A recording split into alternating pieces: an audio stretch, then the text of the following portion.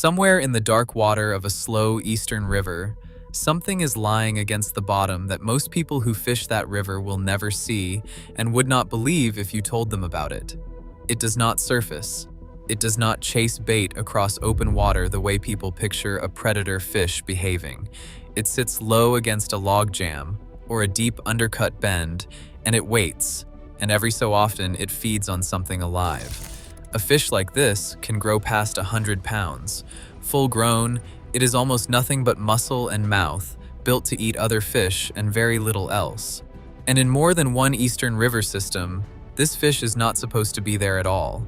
It was never part of that ecosystem until people put it there, and once it arrived, it did not announce itself.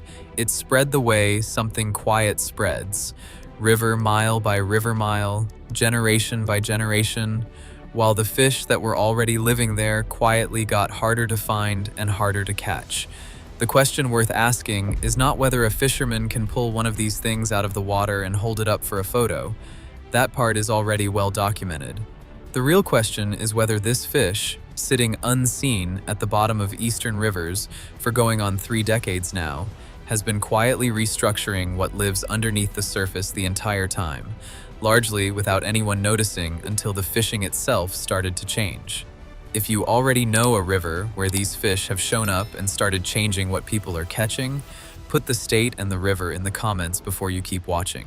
That single line is the difference between this staying a rumor passed around a boat ramp and someone actually being able to track where this is happening next. Before going any further, it matters to say plainly what this fish is and is not.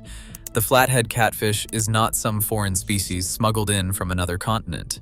It is an American fish, native to a wide stretch of the Mississippi Basin and the Gulf drainage systems that feed it.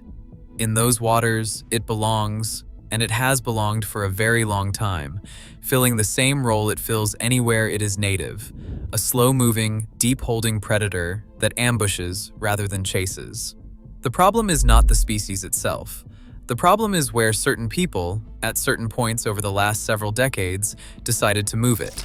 Flatheads have been introduced into Atlantic drainage rivers where they never existed naturally. Systems like the Neuse, the Yadkin, and the Cape Fear in North Carolina, and other Blackwater and Piedmont rivers strung along the eastern seaboard that share nothing in common with their native range except water. Once you understand that distinction, the phrase quietly taking over stops sounding like exaggeration and starts sounding like a plain description of behavior. This is a fish built to live in deep water, tucked against structure, feeding almost entirely on other fish, largely unseen by anyone standing on a bank or floating a boat directly above it. It does not need to be visible to be present. It needs prey, structure, and time. In river after river along the East Coast, it has quietly been given all three. One river gives this story an unusually clean paper trail, and that river is the Satilla, a blackwater system in South Georgia that anglers had known for generations as redbreast sunfish water, the kind of river where a family could count on a certain kind of fishing trip repeating itself, summer after summer, decade after decade, without much changing. The Satilla was never a famous trophy destination. It was working water, the kind of river where a father teaches a kid to read a current seam, where a certain bend has a name because 3 generations of one family have pulled fish out of it. That kind of river runs on continuity, on the assumption that next summer will look roughly like last summer. That expectation broke sometime in the mid-1990s. Somebody, without permission and without any documentation, moved flathead catfish into the Satilla, most likely carried live from another river system in a live well or a cooler. Nobody filmed it, nobody confessed to it. But the river told on itself anyway. The first confirmed captures on the Satilla were reported in 1996, and when biologists examined some of those early fish, they found something that reads almost like a fingerprint left at a crime scene. The fin clips on several of those fish matched marks from flatheads that had been released the year before in the neighboring Altamaha system. That single detail turns a vague suspicion into something closer to a documented transfer, one river system to another, carried there by hands, not by nature, current, or coincidence. The Satilla did not acquire this predator on its own. It acquired it because a person decided the outcome for that river simply did not matter, and there is no record anywhere of that person ever being identified or held accountable. The fin clip is the closest thing this story has to a confession, and it is an indirect one at that. What happened after that first confirmed catch is the part that separates a novelty story from an actual invasion. The flatheads in the Satilla did not stay parked near wherever they were first released. They moved downstream toward the brackish edge near Woodbine, where the river starts tasting the coast, and upstream well past Waycross, working through the entire system the way a predator does when nothing native is built to stop it and the food in front of it is easy. And as they spread, the numbers that mattered most to local anglers started bending in the wrong direction. Redbreast sunfish catches declined. So did channel catfish and bullhead catfish, the exact species that families along the Satilla had built entire weekend traditions around for as long as anyone could remember. Now, to be fair to the science here, and this documentary intends to stay fair, biologists on the ground did not pretend the flathead was the only possible explanation on the table. Water levels shift year to year. Fishing pressure changes as more people discover a river. Rivers are complicated systems, and blaming the biggest, strangest fish in the water is an easy habit to fall into, even when it isn't the complete answer. So hold that doubt for a moment, because it deserves to be tested honestly, rather than waved away with a scary photo, and what tests it next is not opinion. It is a removal program that a state agency eventually had to make permanent, and permanent programs are not cheap. And they are not easy to justify to a budget office unless the underlying problem keeps proving itself real year after year. Because here is the harder question underneath all of this. If flatheads were only a scary photo op, a handful of trophy catches inflating a story past what the water actually shows, no wildlife agency would commit years of staff time and real budget to physically pulling them back out of a river system. Anglers get excited about big fish constantly, and most of the time that excitement never turns into a funded, sustained government program. So, which is this? A regional case of exaggeration built around an unusually large catfish, or a documented population under active, expensive control, because the alternative was watching a river's fish community keep sliding? That answer arrived once Georgia's wildlife agency stopped monitoring the Satilla from a distance, from behind a desk and a stack of angler survey forms, and started fighting it directly on the water. Once officials realized the scale of what they were dealing with, they didn't just run a single survey and file a report. They built a full-time flathead removal operation on the Satilla, and they kept it running for years, not weeks.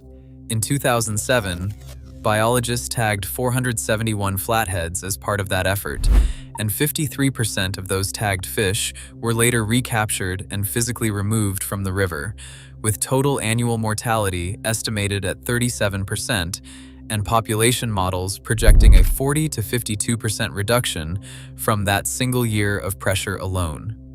The following year, in 2008, they measured a nearly identical exploitation rate, close to 50% again. Since full-time removal began, agency figures show more than 100,000 flathead catfish have been physically taken out of the Satilla River. And here is the detail that tells you the sustained pressure was actually reshaping the population, not just thinning it. The average size of the fish coming out kept shrinking year over year. In 2007, the average removed flathead weighed around 5.8 pounds. By 2018, that average had dropped to roughly 0.8 pounds. A population under that kind of sustained, targeted removal does not simply get smaller in number. It gets smaller in the individual fish, because the biggest, oldest, most established predators are the ones being hauled out first, year after year, leaving behind a younger, lighter population still trying to rebuild against a removal effort that never fully stops. Depletion curves like that are hard to fake and harder still to explain away as coincidence. A population that was never actually large to begin with does not produce a decade of consistent, measurable shrinkage under consistent removal effort. It produces noise, not a trend. What the Satilla produced was a trend. The diet evidence is where the ecological cost stops being implied by removal numbers and starts being documented directly, fish by fish. Large flatheads are almost exclusively fish eaters. That is not a side habit or an occasional behavior. It is close to the entire survival strategy once they reach size. Georgia's own records from the Satilla show direct predation on multiple native species, redbreast sunfish, bullheads, and channel catfish, the exact species locals had already noticed thinning out of their own catches years before the science caught up to confirm it. And in one striking case from 2010, biologists opened a flathead's stomach and found a juvenile Atlantic sturgeon inside it, a species already under enough separate pressure from habitat loss and historic overfishing without an introduced apex predator hunting its young in the very same river it is trying to recover in. This pattern is not unique to Georgia either. Research on 2 separate coastal North Carolina rivers found introduced flatheads. There were overwhelmingly piscivorous as well, capable, in the researchers' own language, of restructuring or suppressing the native fish communities they had moved into, purely through direct predation. 2 entirely separate river systems, 2 separate research teams, working years apart, arriving at the same underlying mechanism. That is not coincidence. That is a predator behaving exactly the way its biology says it should behave, in water where nothing evolved alongside it to keep it in check. Native fish communities in these rivers built their defenses against native threats, against the predators that were always part of the system. They did not build any defense against a fish that grows to 100 pounds, hides in the deepest structure available, and treats nearly anything smaller than itself as a meal. That mismatch, evolutionary readiness on one side and total unfamiliarity on the other, is close to the whole explanation for why an introduced flathead does so much more damage than a native one ever could in its home range. And the Satilla, as it turns out, is not the outer edge of this story. It sits closer to the center of a much wider pattern. North Carolina has documented introduced flathead populations across multiple Atlantic drainage rivers beyond just one isolated case, and state biologists there have connected those introductions directly to declines in native fish where the flatheads have taken hold. Move further north along the coast, and Pennsylvania has gone a step further in its own official classification, formally treating introduced flatheads in the Susquehanna and Delaware river systems as aquatic invasive species, specifically because of the ecological threat they represent in those watersheds. A 2024 study on the Susquehanna sampled 576 flatheads and examined 241 stomachs with usable contents inside them. And across those samples, researchers identified 47 separate prey species. 47. That number alone should tell you this is not a fish with a narrow, easily managed diet confined to 1 or 2 nuisance species. It is a generalist predator with the size, the appetite, and now the geographic range to touch nearly everything living below it in the water column. And it has since been formally recognized as invasive in river systems hundreds of miles from where the Satilla story first began in the 1990s. 3 states, 3 separate agencies, 3 independent bodies of research, all describing the same fish behaving the same way in water it was never meant to occupy. That kind of agreement across unconnected jurisdictions is not something that happens by chance, and it is not something that happens because one viral photo convinced everyone to worry about the same species at once. It happens because the underlying pattern is real and repeatable, river after river, whenever the same conditions are met. So where does the honest version of this story actually land? Not in the version where every eastern river is already lost to this fish, because that is not what the evidence supports, and it is not a claim this documentary is willing to make just to raise the temperature, and not in the version where this is nothing more than a handful of oversized catches inflated by excited anglers with a scale and a camera, because the removal numbers and the stomach contents make that version indefensible too. The honest answer sits in between those 2 extremes, and it is still serious enough to take at face value. In river systems where flathead catfish were introduced outside their native range, the same pattern keeps repeating itself. They establish. They spread through the entire system given enough time. They feed almost entirely on the native fish that were already living there.